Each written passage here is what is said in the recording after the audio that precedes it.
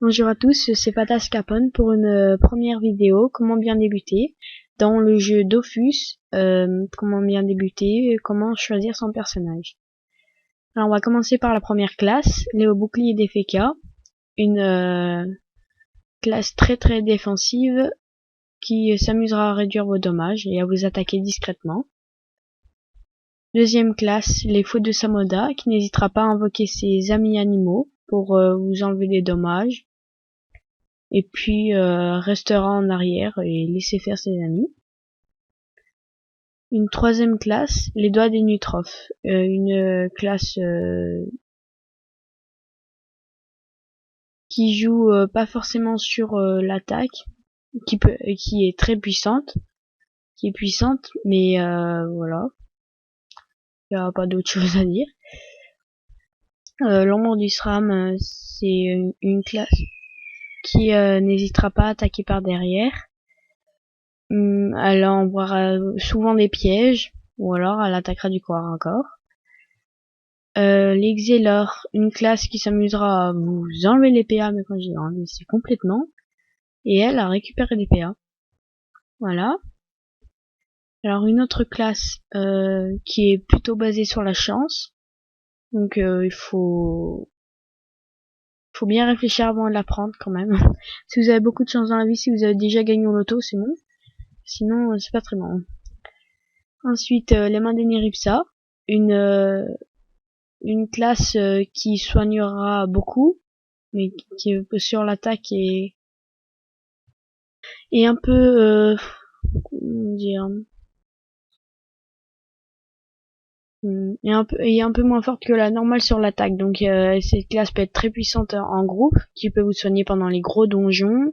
Elle peut vous aider pour vous faire vous faire de l'expérience et tout ça, mais sans plus. Elle est juste là pour faire gagner de la vie. Une autre classe sur les Yop, un peu les gros fonceurs dans le tas. Ils attaquent. C'est une puissante classe qui est facile à jouer. Et puis voilà. Plus elle a un joli style. Vous choisissez par exemple, voilà, un joli style. Ensuite, une autre classe. Celle-là, c'est aussi une classe très simple à jouer. Enfin, très simple. Elle attaque presque tout le temps loin, donc il faut quand même savoir jouer. C'est une classe qui se base sur les flèches. Elle a un très gros panel, donc elle peut attaquer de toutes les différentes sortes d'attaques, feu, terre, eau et air. Ensuite, une autre classe, le Salida, qui invoquera ses poupées et qui vous attaquera avec ses ronces. Voilà. Une autre classe, les Sagrilleurs, qui auront souvent beaucoup de vie, qui vous attaqueront tout de même quand même, en récupérant tout le temps de la vie. Et Pandawa, alors c'est une classe qu'on peut avoir que en étant abonné. Alors j'ai déjà été abonné, mais j'ai jamais essayé. Personnellement, ça me tente pas trop. Donc après, je regarde les sorts vite fait comme ça. Après, il faudra que vous regardez vous, hein, parce que moi je sais pas. Par contre, sur cette classe, je peux pas vous rediriger. Ensuite, une autre classe qui est basée sur les bombes, qui vous fera exploser des bombes. Et puis voilà. Entre deux bombes, cela peut créer des glyphes. Voilà. Une autre classe qui change de masque souvent, qui est puissante. À ça, faut quand même savoir jouer. Voilà. C'est une autre classe qui est aussi puissante. Elle est très facile à jouer pour le début. Donc voilà. Donc cette classe, par contre, je la conseillerais très fortement pour ceux qui commencent Dofus. Ensuite, cette classe aussi. Et cette non, pas cette oui, cette classe aussi et cette classe aussi. Donc ces trois classes, je les recommande fortement. Et puis si vous voyez tenter des autres, hein, après moi je suis pas là pour obliger. Personnellement, voilà. Ensuite, Pour une deuxième partie, je vais vous expliquer un peu tout ce qui est PO, PA, PM, ce que vous comprenez pas, les CC, les EC. Donc pour ça, on va changer de personnage.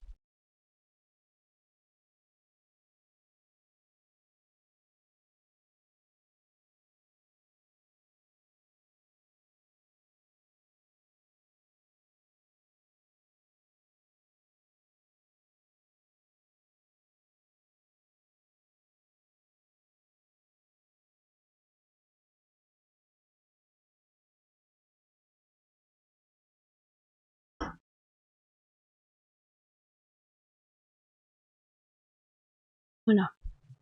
Alors je suis sur un CRA qui s'appelle aussi Fantasio Capone, qui est un CRA niveau 106 terre. Voilà. Donc je ferai une autre vidéo pour présenter ce CRA, son stuff et tout ça. Donc alors, la vitalité. La vitalité c'est ce qui vous sert de vie, de PV.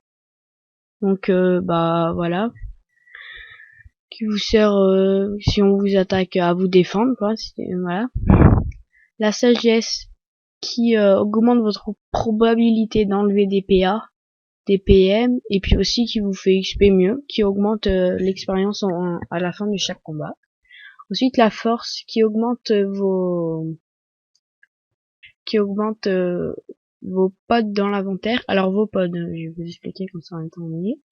C'est ici. Alors là vous avez 2376 pods sur 3710. En fait, par exemple, regardez, prenez un objet. Ça utilise 35 pods.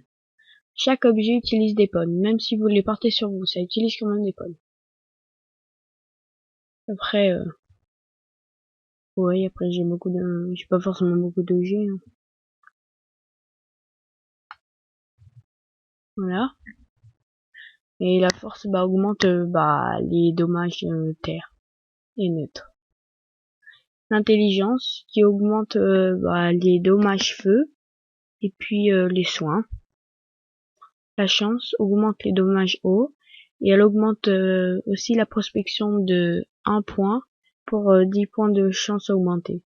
La prospection, c'est ce qui vous sert à la fin de combat de gagner soit plus de kama, soit gagner des équipements, ça arrive, soit gagner des petits parchemins, ça arrive aussi, soit gagner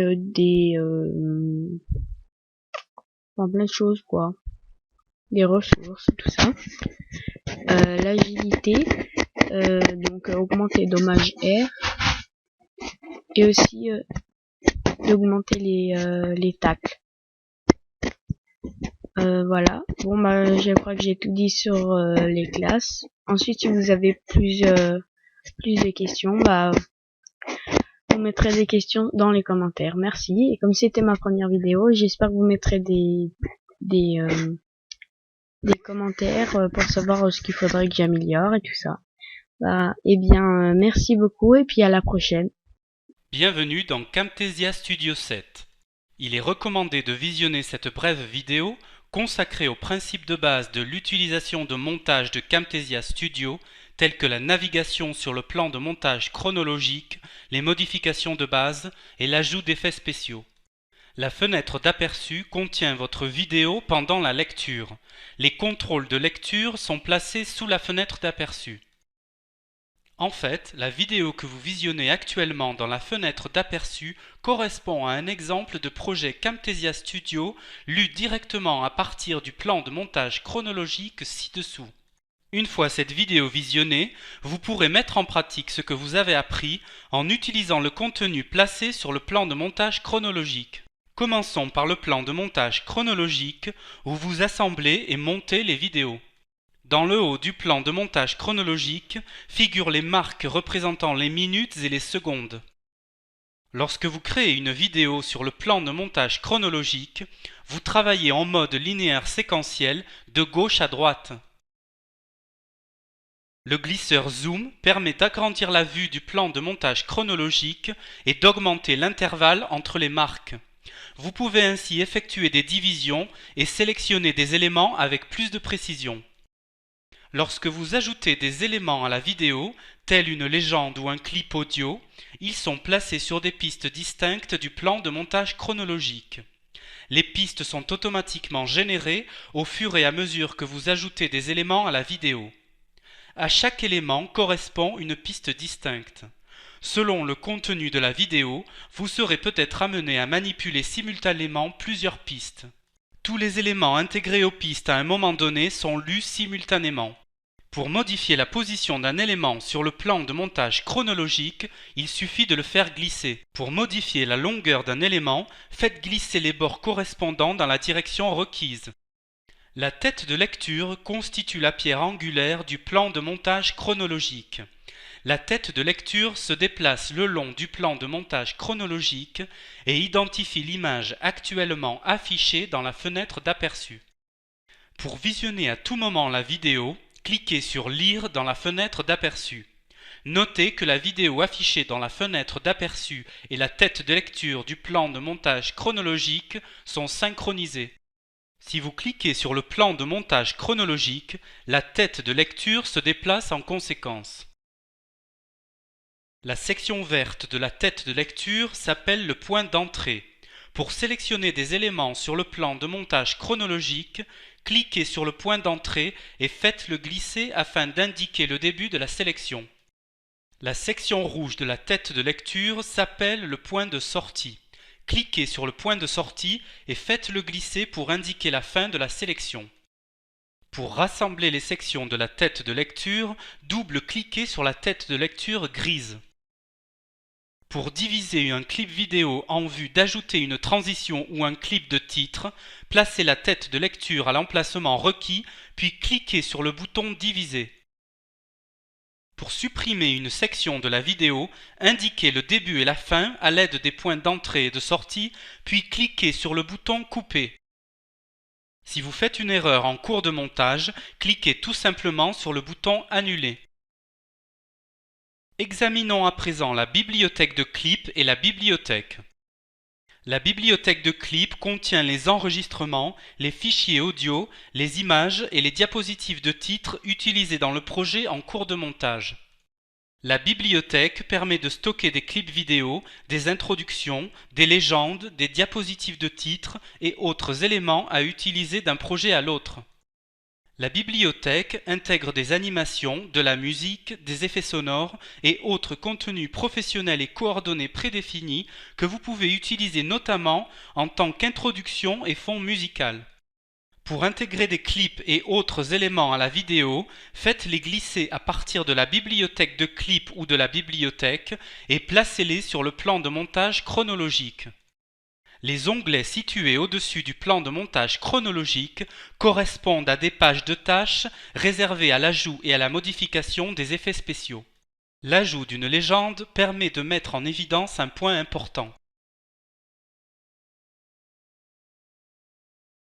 Insérer une transition entre les clips pour un fini professionnel. Appliquer des effets zoom and pan pour accentuer les détails importants. Enfin, attirer l'attention du spectateur sur le curseur en modifiant sa couleur, sa taille ou une autre caractéristique.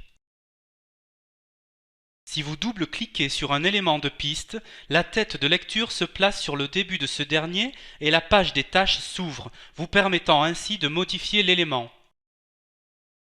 Si vous disposez déjà d'un enregistrement audio ou vidéo à utiliser dans un projet Camtasia Studio, cliquez sur le bouton Importer média. Pour créer un nouvel enregistrement, cliquez sur le bouton Enregistrer l'écran. Une fois le projet vidéo achevé, vous devez le produire afin de créer une vidéo partageable. Cliquez simplement sur le bouton Produire et partager, faites défiler les écrans de l'assistant et Camtasia Studio crée un fichier MP4 convivial et partageable, prêt à être téléchargé sur screencast.com, votre blog ou un site web. À vous maintenant de découvrir Camtasia Studio en utilisant le contenu placé sur le plan de montage chronologique. Mais avant de vous quitter, voici quelques conseils sur l'aide dont vous disposez pour vous familiariser avec Camtasia Studio. Le fichier d'aide intégré à Camtasia Studio vous indique comment utiliser chaque fonctionnalité et application du produit. Le centre de formation sur techsmith.fr propose des didacticiels vidéo détaillés ainsi que d'autres exemples de projets à télécharger et utiliser à titre de formation. Il ne me reste donc qu'à vous dire au revoir, merci d'avoir visionné cette vidéo et à vous maintenant de créer de fantastiques captures d'écran.